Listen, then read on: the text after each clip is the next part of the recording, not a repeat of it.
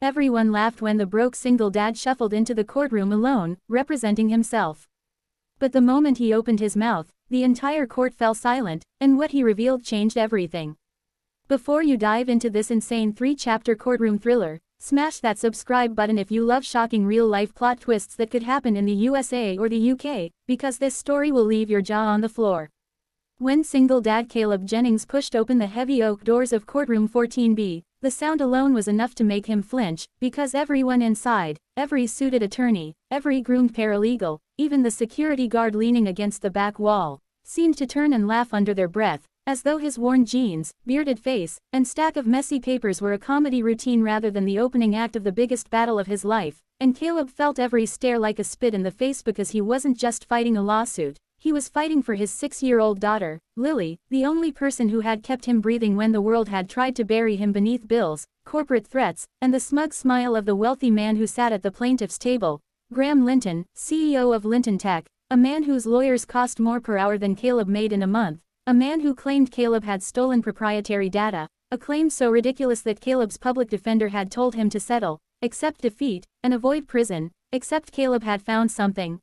small, something dangerous, something powerful in a late-night box of junk Lily had accidentally spilled across his kitchen table, something that made his hands shake. A flash drive left behind from his old job as a low-level system tester at Linton Tech, a flash drive containing evidence of the company's illegal surveillance program, evidence that proved Graham Linton wasn't the victim but the criminal, and when Caleb's lawyer saw the contents, he panicked, told Caleb to forget it, warned him it was too big, too dangerous, and not worth your daughter growing up without a father. So Caleb fired him, walked into court alone, and now as everyone laughed, he clutched the flash drive in his pocket like a sword, determined to expose the truth. The judge, a stern woman named Judge Merrill Hodge, looked unimpressed when Caleb announced he would be representing himself, causing another ripple of snickers, especially from Linton's top attorney, Victoria Hale, who whispered loudly enough for the gallery to hear, "This will be quick," but Caleb lifted his chin, remembering the nights he'd worked 2 jobs after his wife passed, remembering Lily's tiny hand squeezing his, remembering that he had nothing left to lose. But before he could even begin his opening statement, Victoria unleashed a barrage of polished accusations about stolen intellectual property, claiming Caleb had sabotaged their systems, caused millions in damages, and endangered public security, and though her words were sharp enough to cut stone, Caleb simply waited, heart pounding, until she finished. And then, with a calm he did not feel, he stepped forward and said the sentence that made the courtroom snickering stop cold.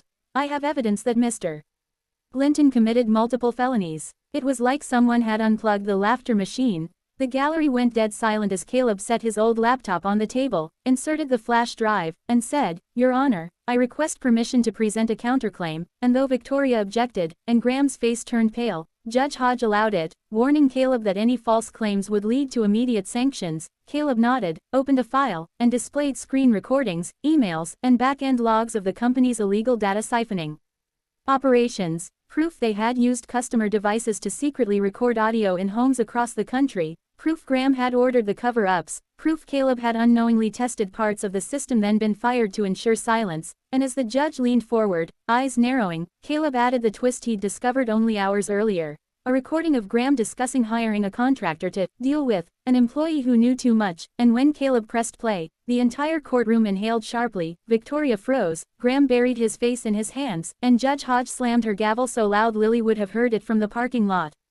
If the courtroom had been shocked before, now it was electrified, humming with the kind of tension that makes even seasoned attorneys grip their pens too tightly, because as the audio played, Graham's unmistakable voice ordering what sounded dangerously close to a hit, the judge's jaw clenched tighter with every second, and Caleb, whose palms were sweating so much he worried the laptop would short-circuit, continued calmly revealing the files he had pieced together during sleepless nights, cross-checking timestamps, correlating IP logs, showing the spreadsheet that tracked which private citizens had been monitored and when, including several prominent political figures from both the US and the UK, because Linton Tech operated internationally, and the list contained celebrities, journalists, activists, even a British diplomat. Information so explosive the courtroom clerk accidentally knocked over a stack of binders when the names flashed on the screen, and Victoria Hale, usually ice-cold and battle-ready, now looked like she was witnessing the sinking of her career in real time as she stammered objections that Judge Hodge overruled one after another, for Caleb was not ranting or speculating but presenting meticulously organized data, making it impossible for anyone to laugh at him anymore. Whispers rose from the gallery as he exposed how Linton Tech weaponized personal data for profit, sold insights to third parties, manipulated user behavior through targeted psychological mapping, and even attempted to conceal a massive breach that had compromised minors' data. Something so serious that the judge ordered the bailiff to secure the courtroom doors and notified federal observers. Meanwhile, Graham Linton sat trembling, and when Caleb looked at him, he didn't see a billionaire anymore. He saw a scared man who believed wealth made him untouchable, until a single dad with nothing left had dragged truth into the light. But Caleb wasn't done, because next he played the file he had debated, showing it all. The interview transcript revealing Linton Tech's secret algorithm designed to influence political outcomes across multiple countries, something so catastrophic that one juror gasped and another started crying, and the room turned into a storm while reporters outside sensed something huge unfolding within those closed doors. Judge Hodge declared a recess, though nobody left their seats, and she called Caleb and Victoria to the bench where she asked, voice trembling with controlled rage, "Mr. Jennings, is there more?" And Caleb nodded, explaining he had stored a backup of every file with a journalist in case anything happened to him, a detail that made the judge sit back and stare at him with something like respect, while Victoria tried to recover her composure by offering a settlement, whispering, "Name your price, Jennings," but Caleb refused, because this was never about money, it was about clearing his name, keeping his daughter safe, and dragging a monster into daylight. When court resumed, Caleb continued, revealing encrypted chats showing Graham discussing bribes to officials, a secondary system that gathered data from smart speakers even when users opted out, and a private server hidden under a shell corporation in the UK that held even darker experiments involving behavioral prediction models. By the time he finished, the judge ordered Graham into immediate custody pending federal investigation. Victoria resigned on the spot, and the courtroom, once full of laughter, rose to their feet in stunned, thunderous applause as Caleb collapsed into his seat, finally letting out the breath he had been holding for years. Just when Caleb thought the nightmare was over, the real twist arrived like a hammer through glass, because as federal agents stormed the courtroom to seize the evidence, a quiet man with silver hair approached the bench, flashed an international warrant badge, and announced that the UK had been investigating Linton Tech for years, specifically its covert influence operations tied to powerful political donors, and that Caleb's unexpected evidence dump had just cracked the largest cross-continental tech crime case in a decade. Reporters flooded the hallways, global news outlets picked up Caleb's name within hours, and overnight he became a hero, a whistleblower, and a symbol of courage. But while the world buzzed, he simply picked up Lily from school, hugged her so tightly she squealed, and tried to return to normal life, only to discover that nothing would be normal again. The judge summoned him a week later, not to reopen the case, but to inform him that due to his bravery, the court was expunging all accusations against him, awarding him full custody of Lily, and granting him whistleblower protection along with a sizable compensation package funded by assets seized from Linton Tech.